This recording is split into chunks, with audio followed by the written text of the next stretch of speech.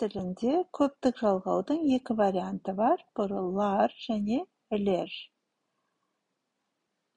Оп-оңай. Дауысты дыбыстың жуан немесе жіңішке екендігіне қарай.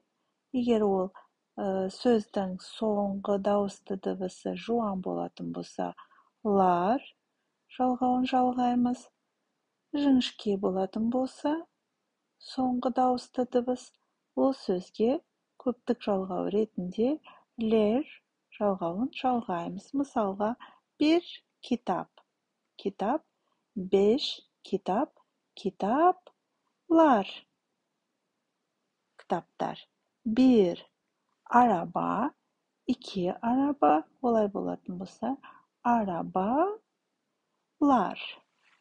Bir çocuk, çocuk bala. Burada 4 çocuk, olay болатын болса, balalar дейтін болсақ, çocuklar, çocuklar. Bir kuş, 3 kuş. Енді құстар деп айтайық. Kuşlar. Bir top, 4 top, toplar,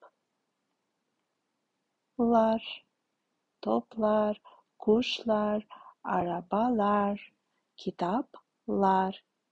Lar болды. Ал егер ол сөз ev болатын болса, не болар еді? Үйлер деген кезде evler деген болар еді. Өйткені бар.